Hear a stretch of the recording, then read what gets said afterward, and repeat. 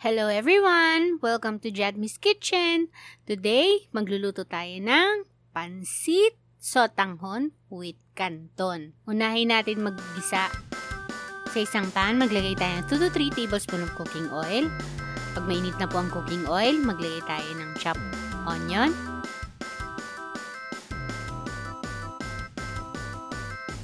Isa lang po ito hanggang maging translucent yung ating sibuyas.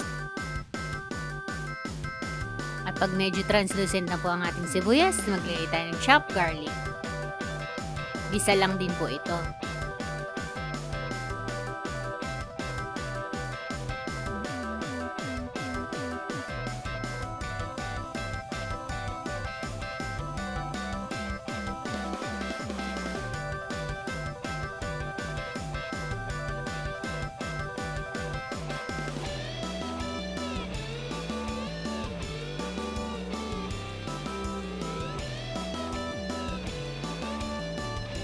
At pag medyo light brown na ang ating bawang, pwede na natin ilagay ang ating karne. Pwede po kayong gumamit ng baboy or manok. This time, gumamit po ako ng baboy. Binabad ko po yung baboy sa toyo for 30 minutes.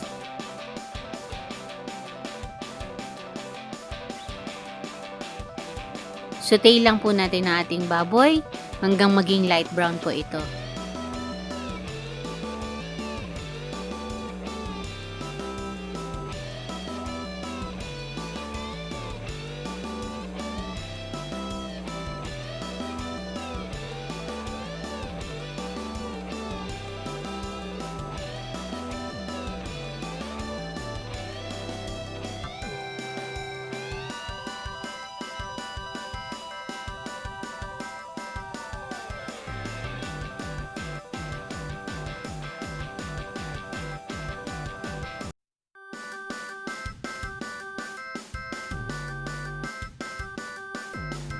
At pag medyo light brown na po ang ating karne, maglagay tayo ng 4 cups of water. Pwede po kayong gumamit ng chicken broth. Then mag-add tayo ng 1/4 cup of soy sauce.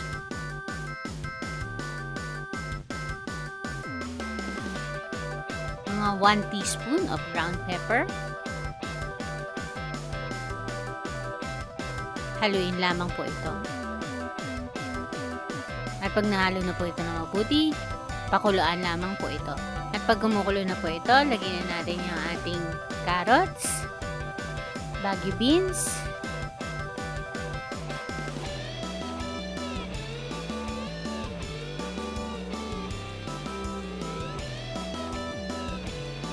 at repolyo.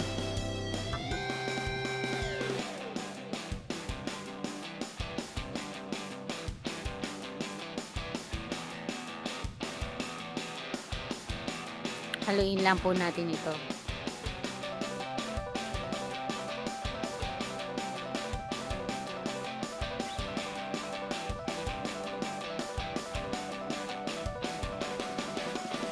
Then, add natin yung sotanghon. Yung ating sotanghon po, binabad ko po ito sa maligamgam na tubig for 10 minutes.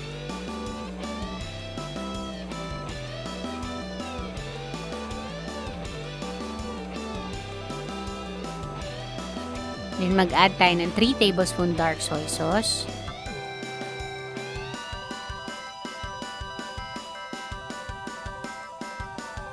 Two tablespoon ng oyster sauce.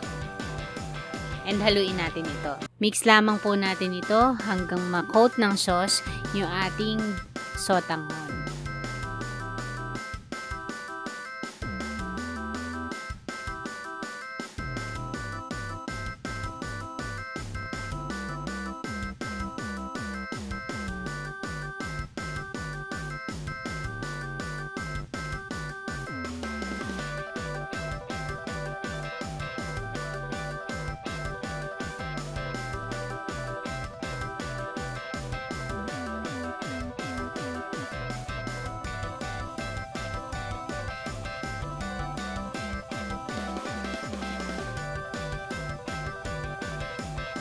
Pag na-coat na po ng sauce yung ating sotanghon, ilagay naman na po natin yung ating canton.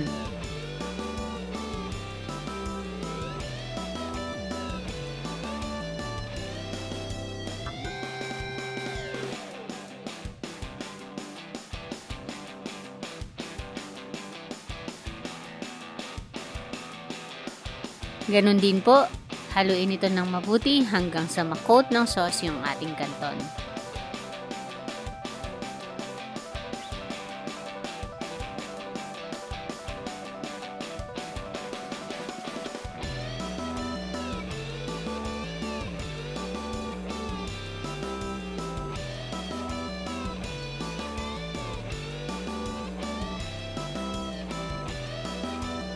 Simmer lang natin ito for 3 to 5 minutes para maluto yung ating gulay.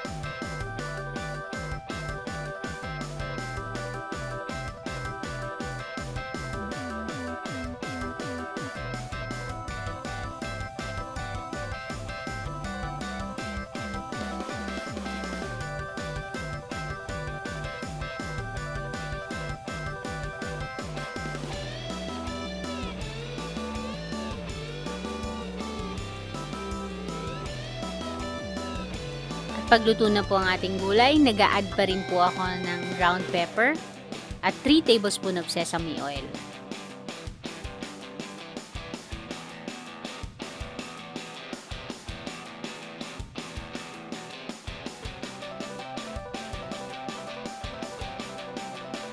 Then haluin lamang po ito.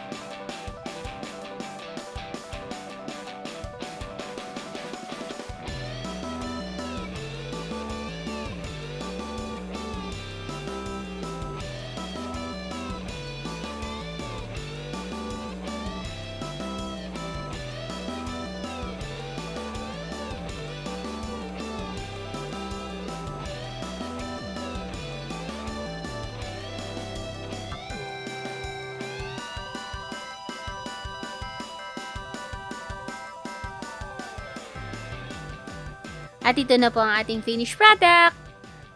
Pansit Sotanghon with Canton. Hope you like this video. Please subscribe, share, and hit the bell button for notification. Thank you!